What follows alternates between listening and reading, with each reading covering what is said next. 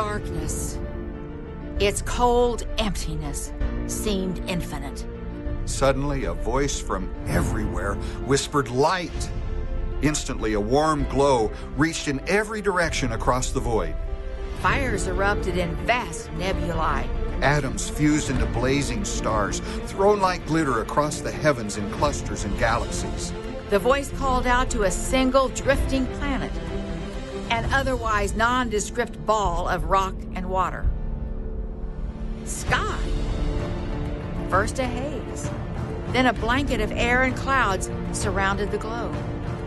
Land, the voice called out again. Continents and islands rose out of the oceans, and mountains clutched the sky to pull themselves up. Resonating with authority, the voice shouted, "Life!" The barren land and sea shook. Seeds and microscopic spores sprouted. Roots grabbed the soil. Plants grew and multiplied. "Sun and moon," the voice commanded. Majestically, the Earth and its sister planets pulled into orbit around a single star. The moon pulled alongside the Earth, and they all began spinning and dancing through the heavens together. Laughing with delight, the voice said, "More life!" Every corner of the globe responded.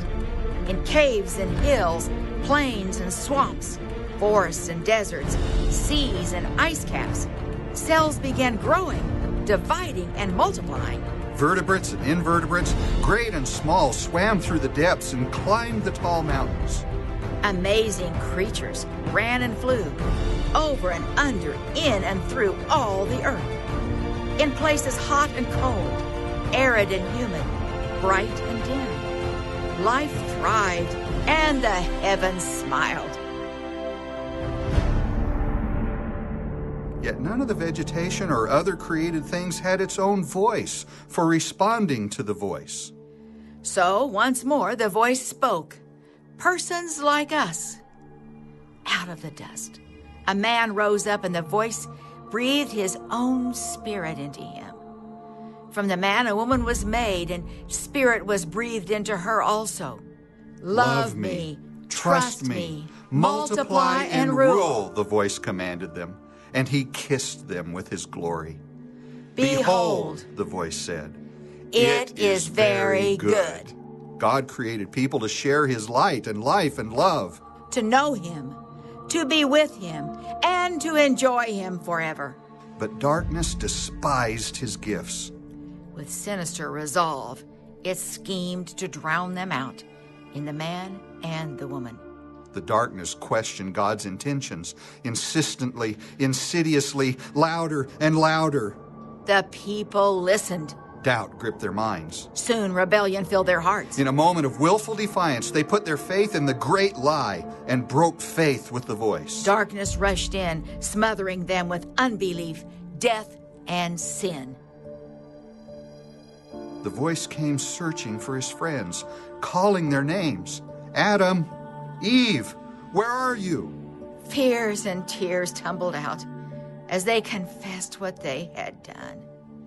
Covering their guilt with forgiveness, the voice told them the consequences of the path they chose were unavoidable and painful. But he promised to send them hope. Then, silence.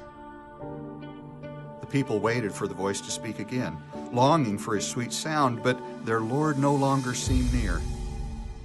Full of regret, they wandered into unknown places never meant for them. Shame turned to anger and resentment. Blame became self-centeredness and greed. The darkness in Adam and Eve's hearts spread to their children.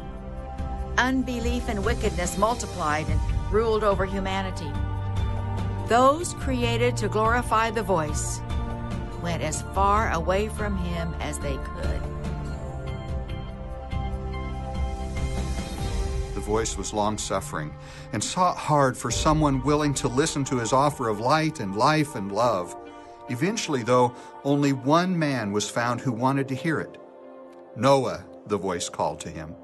Responding to his open heart, the voice instructed Noah to build an ark, a place of safety for himself and his family that would preserve a remnant of creation as caretakers of hope and holiness for a new world.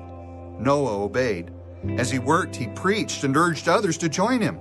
But they only scoffed and refused to listen. Finally, the door of the great boat closed, and from the heavens the voice shouted, "Enough!" The sky shook and burst open with torrents of rain. Aquifers under the land broke through the surface and swallowed it. Deep waters covered the earth in pounding, thunderous waves of judgment.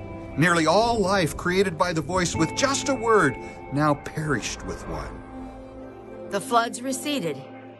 The survivors struggled at first, but then prospered as they made new homes in this chastened world. The generations that followed them occupied new lands and built great cities and cultures. But the voice faded into what seemed a distant, irrelevant past, as individuals and nations forgot him. Forgot, that is, until a man named Abram heard the ever-seeking voice once again. "Follow me to a place I will show you," the Lord said, "and I will make you into a great nation and bless you, and all the peoples on earth will be blessed through you. Walk before me and be perfect." Abram's name, meaning exalted father, was changed to Abraham, father of multitudes, as he and the Lord made a covenant, a mutually binding agreement intended to bring the fullness of God's light and life and love back into the world. It was a promise sealed in his flesh that Abraham was to hand down to his sons and told them to pass on to their sons and grandsons forever as a sign of their intimacy with God. Every generation needs to hear the voice for itself, though. It wasn't long before Abraham's offspring grew deaf to him again. When a desperate famine came upon them, they turned to a foreign power instead of the Lord for help. But what seemed like deliverance turned into a trap, and for the next 400 years they became slaves in the land of Egypt. Their brutal plight seemed hopeless. But the Lord stayed true to his word, and at last, for the sake of his promise to Abraham, he called out one of his friend's descendants. "Moses!" The voice came from a bush that burned but remained unchanged. Responding reluctantly, Moses rescued God's people from their oppressors.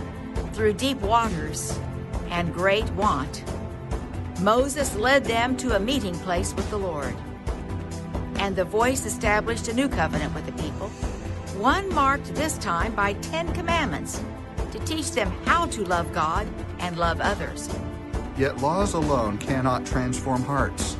The people of the covenant, now known as Israel, took their place among the nations. They settled in a beautiful land, but as new generations came and passed, they grew content and self-focused. God asked Israel to be a living testimony of light and life and love to her neighbors. But again and again, they repeated a dizzying cycle of national sin and repentance, only wanting enough knowledge of God to feel safe, but not so much it meant disturbing their comfortable ways. Increasingly unhappy with God as their ruler, the people looked for other options. So, the Lord gave them kings. A few sincerely followed his voice. Others brazenly set up their own gods and taught the people to pay homage to them. The voice sent prophets to remind the nation of their covenant with him, but the people ignored and rejected them.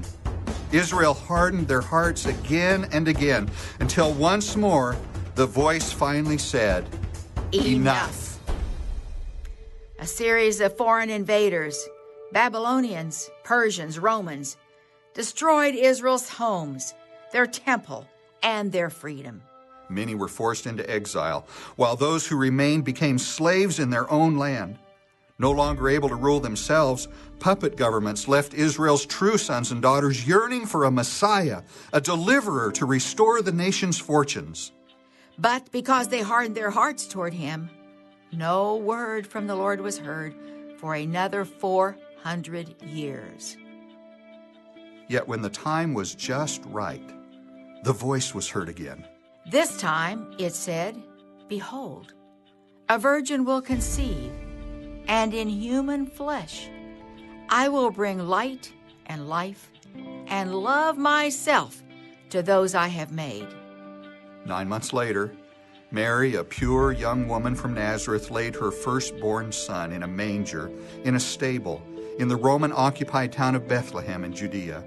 She and her husband Joseph gave the child the Hebrew name Joshua, Jesus in Latin, which meant God is salvation.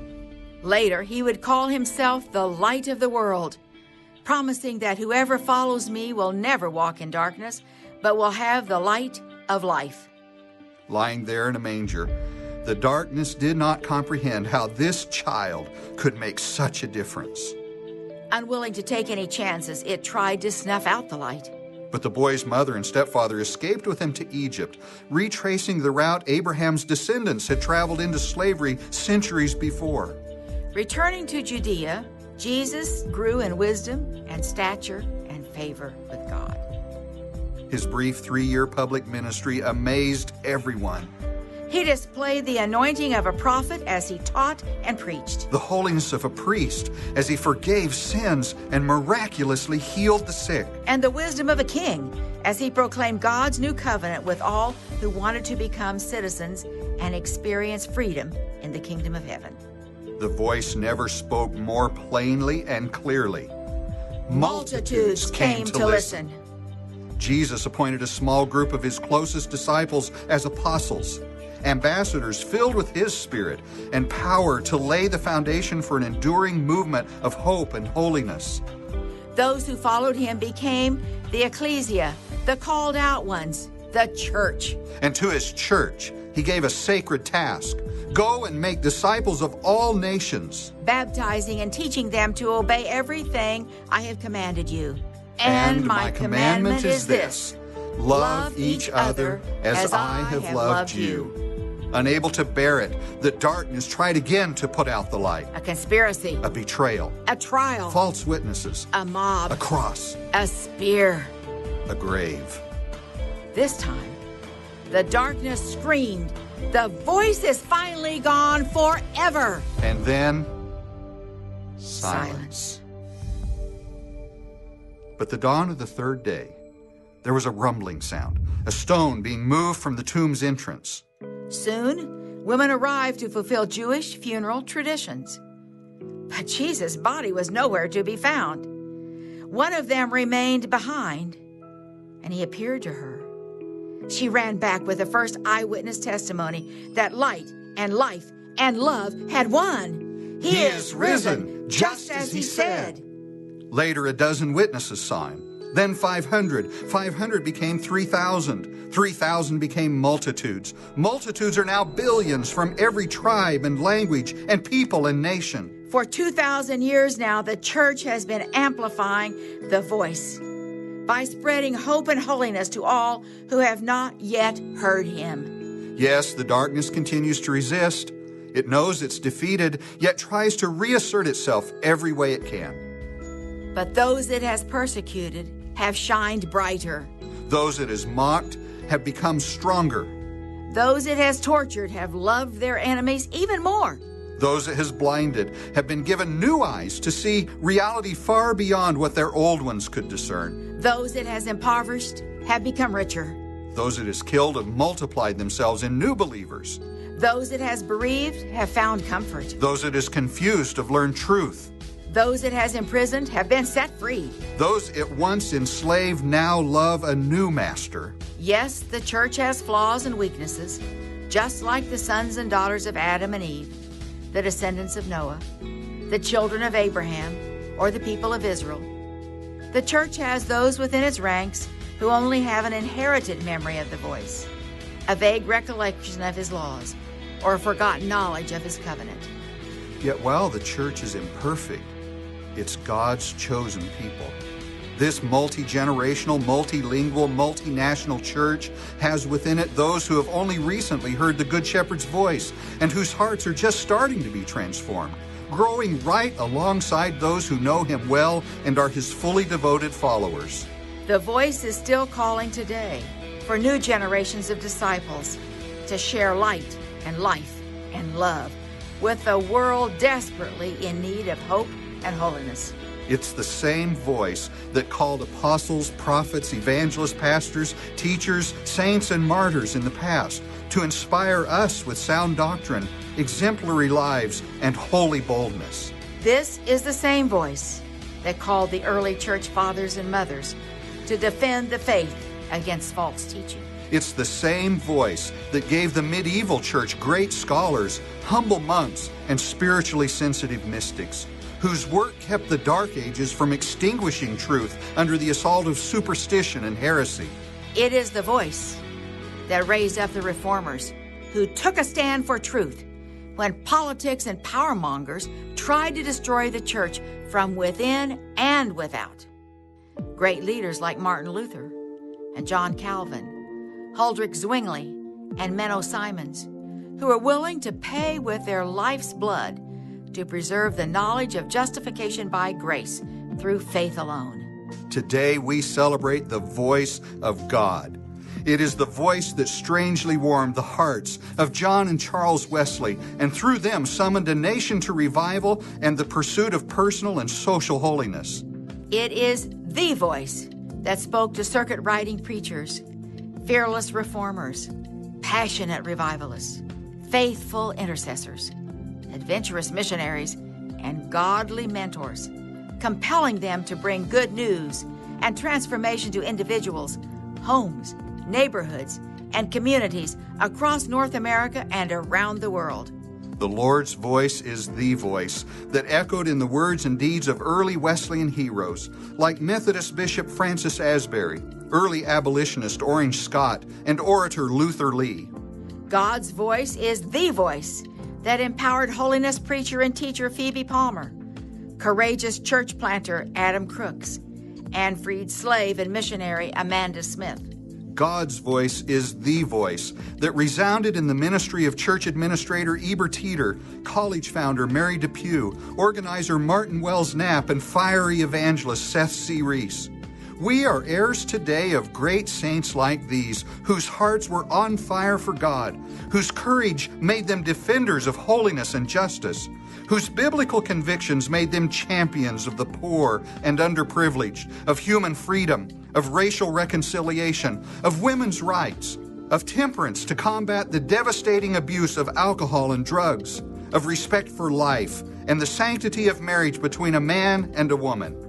Then, as now, Wesleyans are amplifying the voice of the God of miracles. Her name, Telefina Abdallah of Mozambique.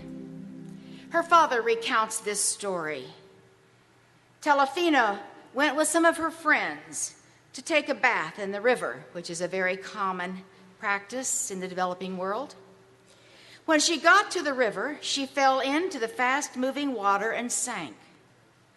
She was unable to reach the bottom or swim to the top. Not knowing how to swim, her body began to fill with water and she drowned. Believers from a nearby church saw the dead child in the water. They took the child out of the water and saw that she was dead. The father continues, "I had just returned home from the garden. The believers ran to my home yelling, 'Your child drowned in the water.' So we followed the believers to where the child was and saw she was dead. We carried the child back to my mother's house.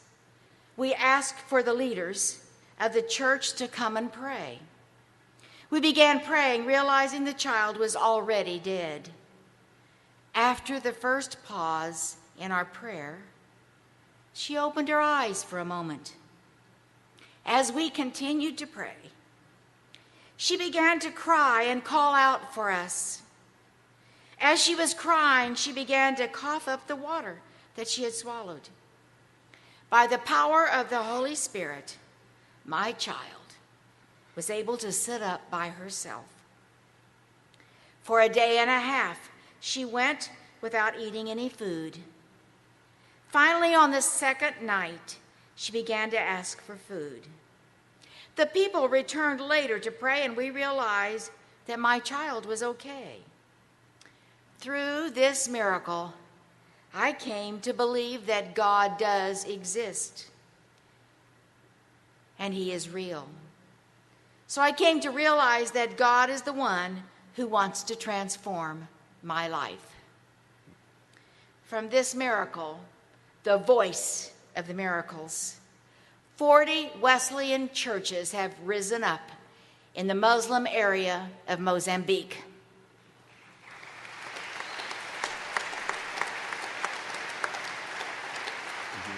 Reverend Felipe Macaranga, who is the principal of the Shai Shai Bible College, is here tonight. And we want to thank him for his ministry in this country of Mozambique. Wesleyans are amplifying the voice of the God of wisdom. One vital way is by maintaining a strong system of Wesleyan higher educational institutions to equip students to love the Lord and to live transformed lives based on His Word. A few weeks ago, I had the privilege of sharing a few words at the cornerstone dedication for Wesley Seminary, founded just this quadrennium, in fact, just several months ago, as our denomination's first graduate school of theology. At that cornerstone dedication, I referred to the iconoclastic controversy of the Middle Ages. Icons are works of art that many Christians find helpful as devotional aids.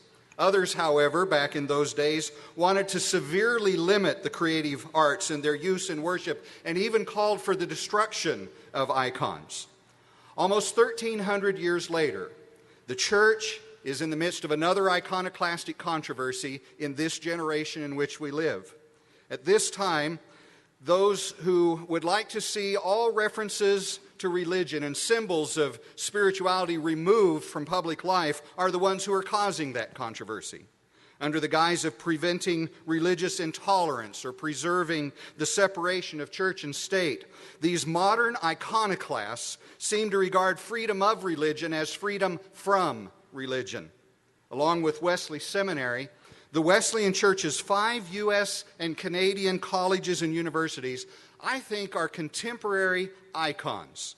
They are visible symbols of the work of God in the world through His church. They point to the reality of the transforming power of hope and holiness in Jesus Christ. They point to the reality of changed lives, of thriving churches, and far-reaching, yet-to-be-imagined ministries led by men and women trained by outstanding professors and practitioners. I wonder if the house lights could come up just for a moment. And if you attended or helped someone from your family attend Indiana Wesleyan University, would you stand up for a moment? You're either an alum or alumnus, or one of your kids went there and you helped them go. Wow, look around you. Thanks, you can be seated. If you are an alum or an alumnus or helped somebody from your family attend Southern Wesleyan University, would you stand up for a moment? Look across this crowd. You can sit down. If you're an alum or an alumnus of Oklahoma Wesleyan University, my alma mater, yay, BWC. All right, OW. I'm sorry, I still call it the wrong thing. If you're an alum of Oklahoma Wesleyan or alumnus, or you sent somebody there, would you stand up? Yes. You can sit down. Kingswood University, formerly Bethany Bible College. If you're an alum or alumnus or sent someone there, you stand up, would you? Yes. You can be seated. Houghton College. Are you an alum or an alumnus? Would you stand? If you sent someone there, would you stand for a moment? Yes.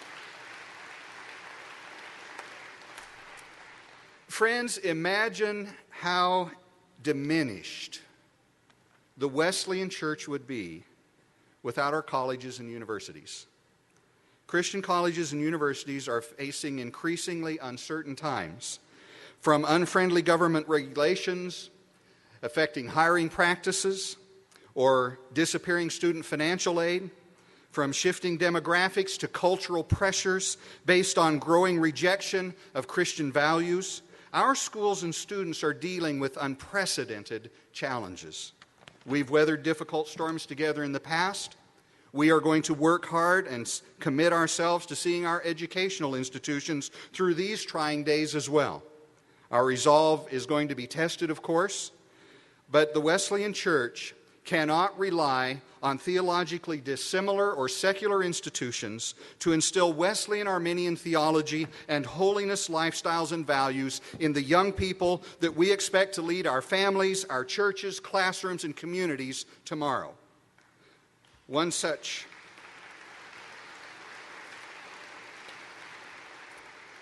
up-and-coming young leader is Frankie Rodriguez, the assistant pastor at Iglesia Wesleyana El Camino, the Road Wesleyan Church in Greenville, South Carolina. 10 years ago, there were only 38 Spanish-language Wesleyan churches in the entire United States. Today, Frankie is one of the leaders of 125 Spanish-language Wesleyan churches in the U.S. and Canada. These Hispanic ministries are bridges between cultures and generations, and bilingual leaders like Frankie are an important glimpse through an open door that God has placed before us. Frankie is here tonight. Frankie, I believe you're over in this section. Would you stand up for just a moment? Would you join me in congratulating Frankie for being part of the first cohort of Hispanic students in a Spanish language classes offered at Wesley Seminary, the first one of the few seminaries in the United States to offer a Master of Divinity degree in Spanish entirely. Thank you, Frankie, for being part of Wesley Seminary. Thank them as well. Wesleyans are amplifying the voice of the God of prayer. His voice calling us to prayer is ageless, or in contemporary thought recently referred to as a long prayer. In the late 1800s, young graduates of Houghton College went to the remote country of Sierra Leone, West Africa, the place where only a few years earlier, thousands of Sierra Leoneans had been captured in nets, crammed into slave ships, transported across the Atlantic Ocean, and sold as slaves in the United States. These early missionaries had been highly influenced by the Wesleyan abolitionist, and therefore Sierra Leone was where the voice of God was calling them to bring forgiveness and reconciliation through Jesus Christ. Radically committed, they packed their goods in coffins, and yes, those coffins were used. The tombstone epitaphs, and I've seen these myself, shout the commitment to this day. We have done the best we knew. We leave the rest to God. Age 25. Or another one that had said, I have given my all for Jesus. And another, we have buried our 5-year-old child here, and we trust God. That didn't stop people from going. More came and more came. The years have been good and bad. Strong prayers have risen within and without the country. Wesleyans have remained committed to Sierra Leone even in the midst of one of the most brutal civil wars in the world. Thousands of Sierra Leonean Wesleyans found themselves in desperate refugee camps. But prayers and the expression of the love of Christ continued. As a result, Wesleyan churches were planted in refugee camps, and as the people returned to their communities, they took their new church with them. In fact, they didn't know there was anything else but Wesleyan. The Wesleyan Church, in cooperation with World Hope, cared for thousands during these days. Prayers and praise continued to rise. Today, the president of the country of Sierra Leone is the great-grandson of one of those first converts from those pioneer missionaries. The country is seeing remarkable recovery spiritually, economically, and personally. The Wesleyan Church is seeing unprecedented growth under the leadership of Dr. Usman Forna, who is here. May we see the light?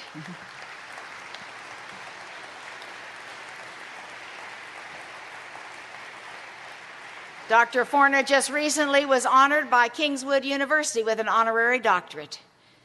I might add that Dr. Forna was converted through the Jesus film from a Muslim family. And today, He is now the National Superintendent of the Wesleyan Church of Sierra Leone.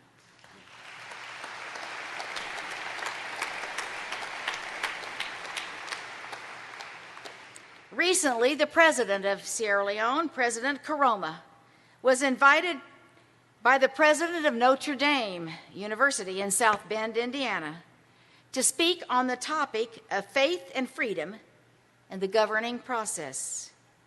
His opening remarks were, "I grew up in a family of faith, and the Wesleyan Church, to which my family belongs, provided me with the foundations for my first moral steps. Yes, the voice of prayer transforms nations." Wesleyans are amplifying the voice of the God of transformation. As partners in ministry, Wesleyans around the world are evangelizing the lost, discipling the believers, equipping the saints, and ministering to society. Here in North America, 2008 to 2012 has been a season of fruitful harvest for the kingdom of heaven. It includes our largest number of conversions ever. It includes our largest number of baptisms ever. Praise the Lord together, church. Amen. Our largest number of women in ministry in a generation. Our largest number of covenant and community members ever. Wesleyan College and University student enrollment exceeding 20,000 for the first time. Our largest average worship attendance ever, 209,000 almost, up 6.8% in 4 years. The global impact of the last 4 years is even more inspiring.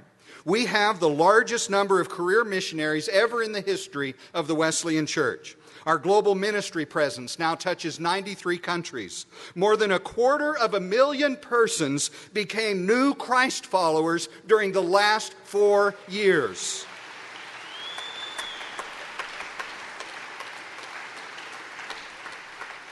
Nearly 90,000 new believers were baptized. We now have our largest number of local churches and preaching points in the history of the church worldwide, 5,669 and growing. We count 367,000 church members, and our total average worship attendance at last report was over 457,000 souls. Praise the Lord. Each of those numbers, those tens and hundreds of thousands mentioned, represents a name. Represents the name of a local congregation that is faithfully witnessing for Jesus Christ. It represents the names of courageous missionaries, the names of faithful pastors and lay leaders. It represents the names of new Christ followers. They are the names of people who are being transformed through church planting and renewal. They are the names of people who are working for and being transformed by our united commitment to seek justice for immigrants, to end human trafficking, to protect the unborn and the vulnerable, to prevent domestic violence, to deliver friends and families from substance abuse, and to show compassion for the least and the lost and the lonely. Praise the Lord, church, for tens of thousands of lives like these that you're seeing, that are people who are being transformed as we amplify His voice. These pictures you're seeing are representative of the baptisms recently at Holland Central Wesleyan Church.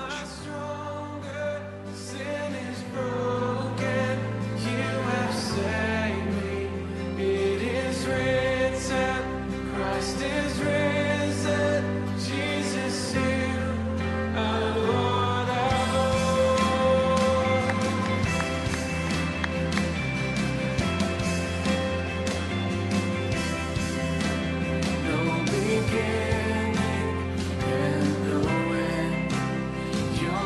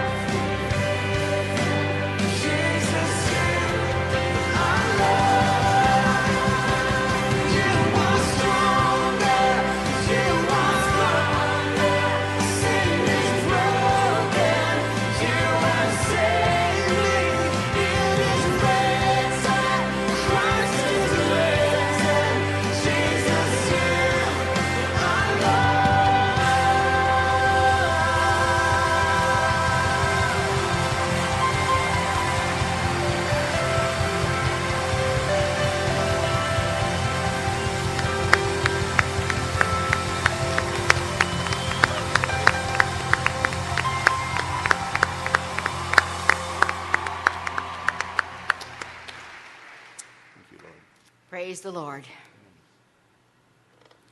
Wesleyans are amplifying the voice of the God of hope.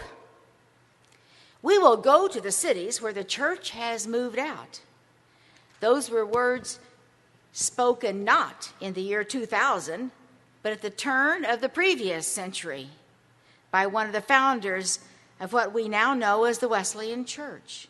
So we went to the cities, and God granted great miracles, so much so that cities such as Cincinnati, Colorado Springs, Los Angeles, and others often depended on the Wesleyan Church movement for the transformation of lives, especially the poor and forgotten.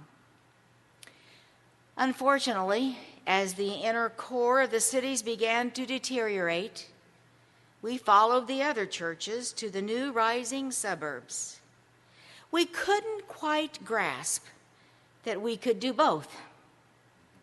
We couldn't believe that God could work his healing power through us in racial reconciliation, crime, poverty, hopelessness, teen pregnancy, unemployment, and the plethora of issues facing the cities.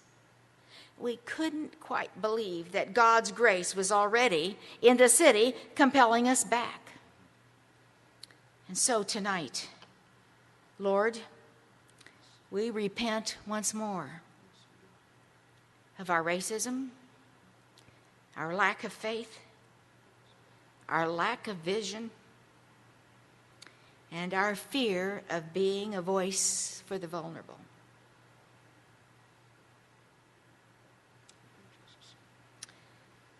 But I must add that not all folks left the city.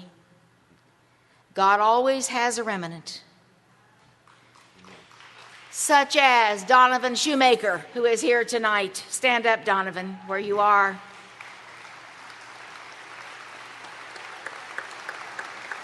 Anthony Graham, where you are, please stand up. There they are together. Keep standing, both of you. Anthony and Donovan, just to name a few, remained in the city. And they continue today pastoring and seeing lives and communities transformed in the greater New York City area. In fact, while writing these stories, a document that had been endorsed by the General Board in 1985 came across my desk entitled Findings, Committee Report of the Wesleyan Urban Ethnic Study Conference.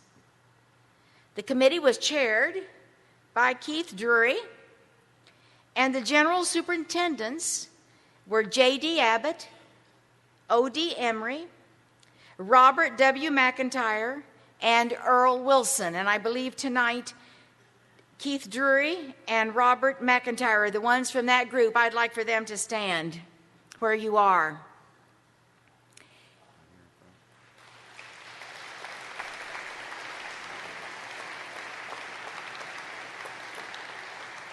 Thank you for laying the groundwork for this vision that we are moving into now. Thank you for laying that groundwork 27 years ago.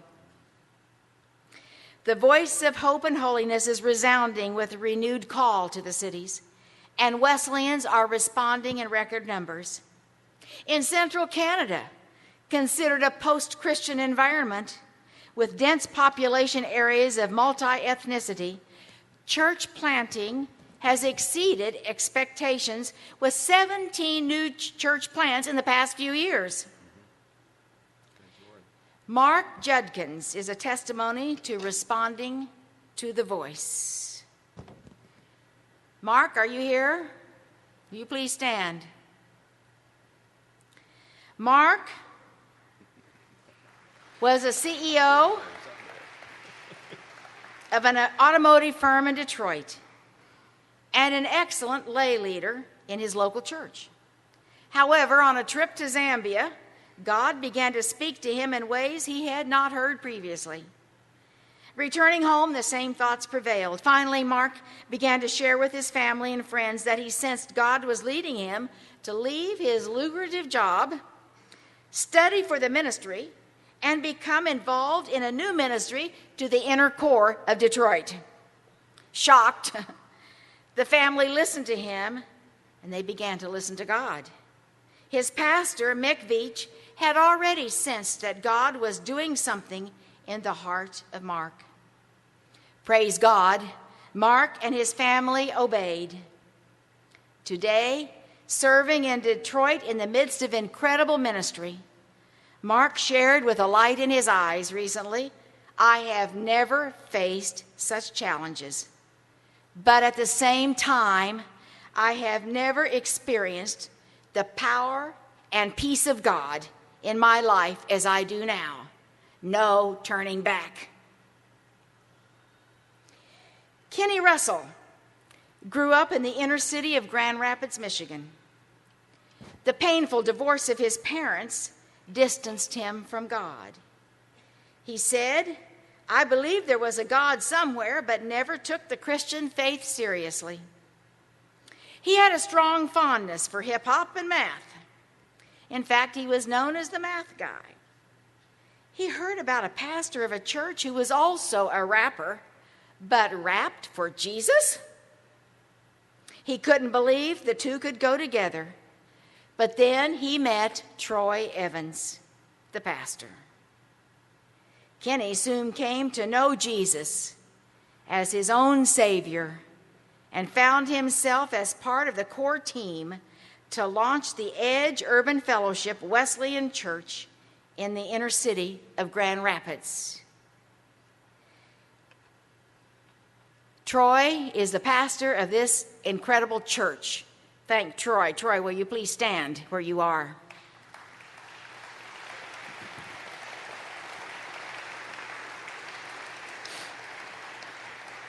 Kenny is now enrolled in Indiana Wesleyan University, studying for the ministry. Through the church and Kenny, there are now 5 students from this hip-hop church attending Indiana Wesleyan, the dream of a college they never thought could be a reality. Kenny says, "It seems helping people to go to college is my ministry. I just want to help give back all that I've been blessed with." Ministers are responding to God's call to racial reconciliation. Josh Leroy is one such person who courageously answered the call. The ministry is appropriately named the Bridge Project in Asheboro, North Carolina. And then there has been another voice of hope that has spread to millions from the Wesleyan Church. It's captured the imagination of millions around the world. Our pastor, Todd Burpo, out in Imperial, Nebraska, in his little book, Heaven is for Real, the story of his 4-year-old son who experienced heaven. The voice of hope continues to compel the Wesleyan Church through district superintendents in North America who have already targeted 40 cities for church planting.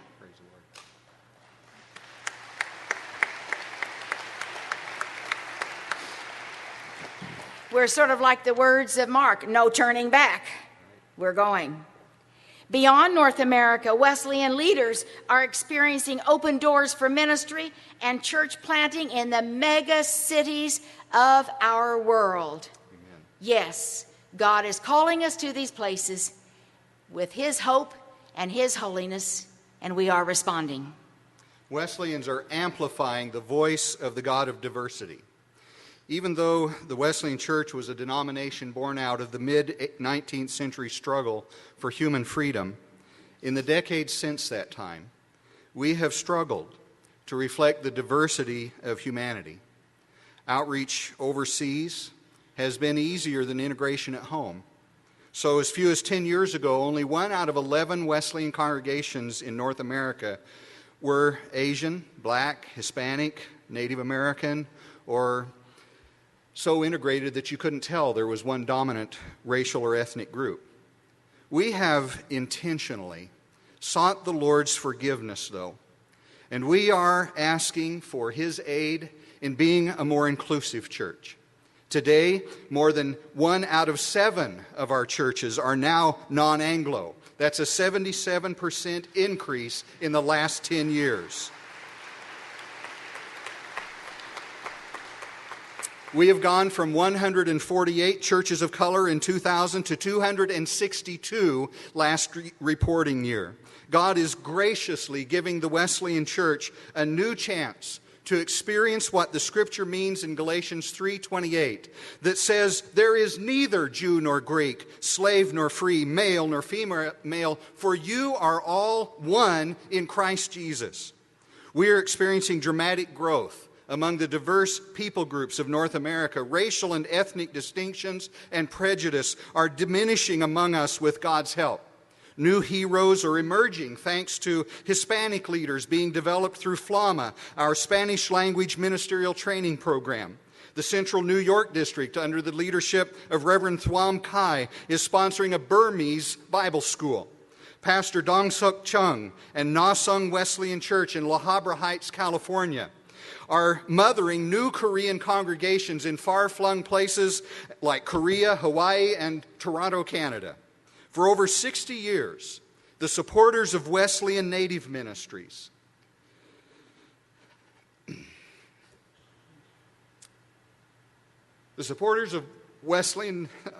I'm sorry.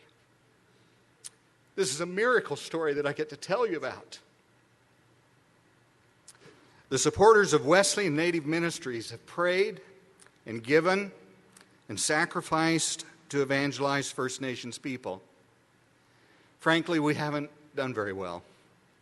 There have been wonderful transformational stories come to us, lives that have been changed, people who've been made new by the love of Jesus Christ. Yet so many remained unreached as hard as we worked.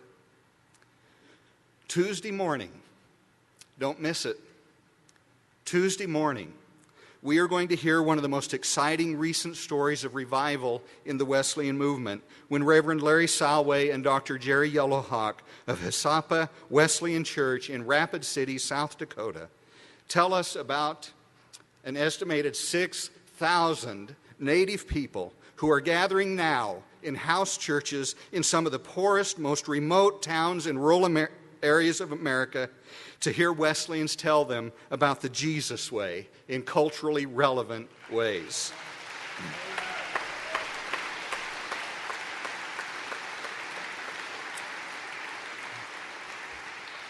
Other amazing new stories are being written as a new chapter in salvation history continues to unfold. Our number of Asian Wesleyan churches increased 11% in the last 10 years. Black churches by 41%. Integrated churches with no predominant majority by 57%. And Hispanic Wesleyan churches have multiplied 229% in the last 10 years. We're hearing the voice of the God of diversity, and we pray that He will continue to help us see others through His eyes as a chosen race, a royal priesthood, a holy nation, a people for God's own possession.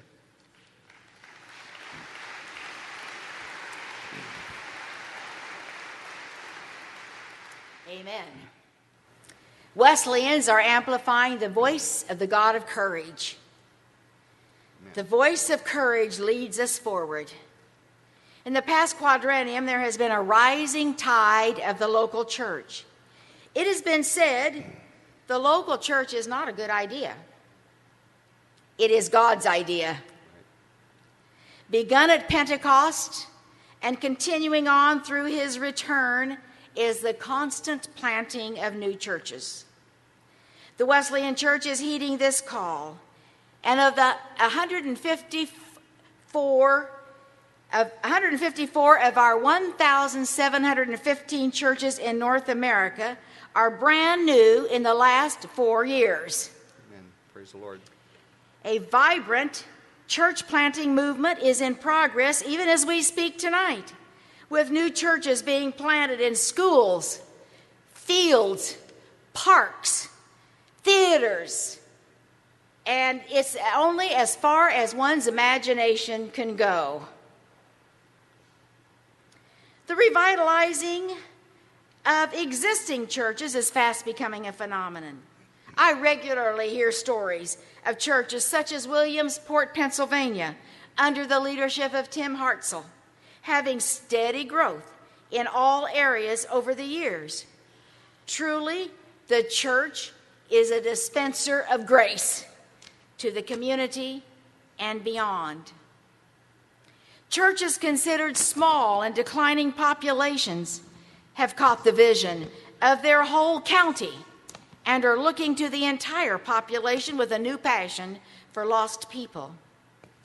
Miles City, Montana, is one such church. The church had slowly declined in numbers over the years. A new pastor came and wept before God as he saw the brokenness of the families in the community and the moral decay of the small town. In fact, it appeared to him the town had reverted to the Wild West days of lawlessness. He began to pray, and God began to change the hearts of the people in the church. And they too became broken for the lost. Today, the stories abound of transformed lives. Not only have they grown their local church attendance with the doors wide open for everyone, they've also restarted a closed church which in the past had been thriving but had died some 50 miles away from them. Ranchers have been converted who have now started house churches with other ranching families living at great distance from each other. The church is the focal point for teens in the community. People of all ages cannot resist the Holy Spirit flowing from the light, life, and love of Pastor Tom Gudmundson. With the opportunities afforded through increased technology, we have a growing number of churches of various sizes utilizing multiple venues, such as live streaming, internet ministries, and satellite congregations in cities, towns, and remote rural areas. One pastor using some of these strategies is Pastor Keith Loy. Keith came to Sioux Falls, South Dakota 11 years ago with a vision, and a burning heart for the lost. With this fire, he and a group of people from the Linwood Wesleyan Church in Sioux Falls planted the church which is now known as Celebrate. They had a vision of bringing 5,000 people to Jesus in 10 years. Well, guess what? Their vision was realized in 8 years. Praise the Lord. Praise the Lord.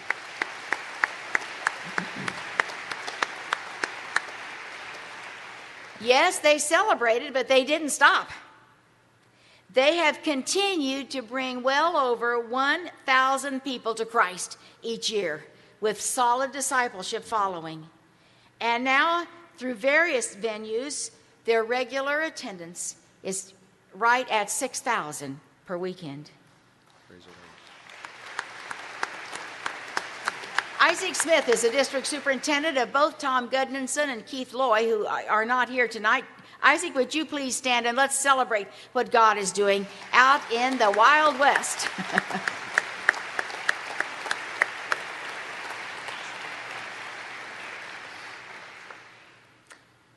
The courage of our founders continues to inspire 21st century Wesleyans to speak and act on behalf of issues of injustice.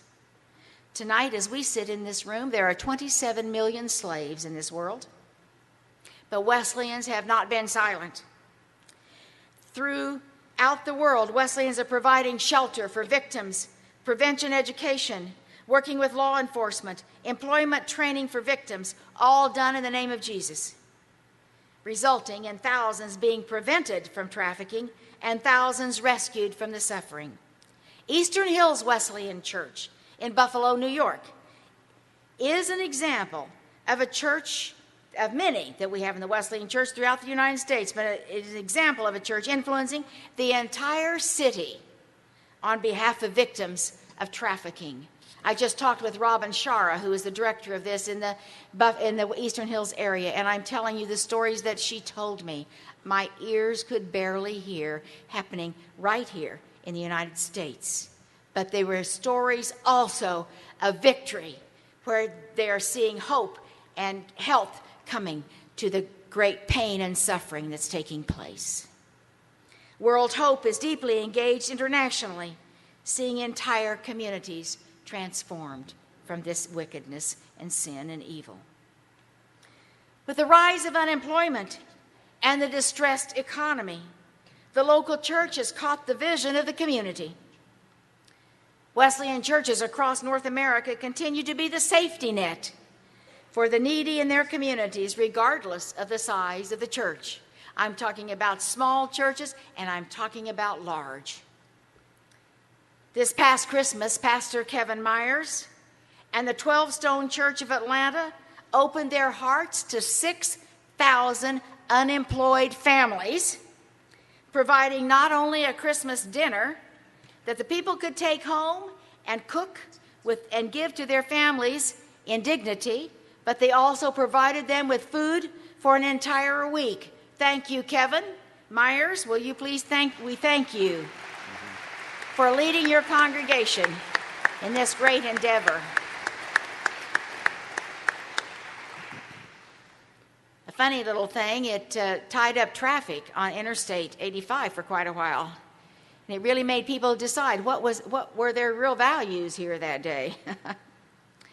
Wesleyans continue to be generous.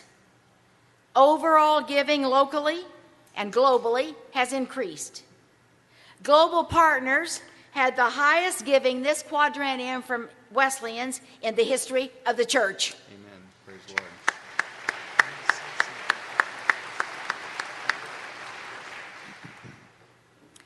All this has happened as God has increased our vision and faith to have His Spirit in all we do, to give as He gave His only Son. Pastor Benji Kelly of New Hope Church in Durham, North Carolina, has boldly proclaimed this mission in large letters emblazoned across its outside entrance. Reach, teach, release. Benji, Kelly, would you please stand? Thank you for making this very simple, that we can just grasp this concept. Reach, teach, release. Well, this is what's been proclaimed for centuries from the scriptures. Paul wrote to the Ephesians and said, equip the saints to do the work of the ministry. Jesus said, go into all the world and preach the gospel. Charles Wesley put this song in the midst of the 18th century revival of transformation sweeping England. Tonight, we as the Wesleyan Church in the 21st century are amplifying the voice until Jesus returns. Amen. Would you stand and let's lift up our voices? Oh, for 1,000 tongues to sing my great Redeemer.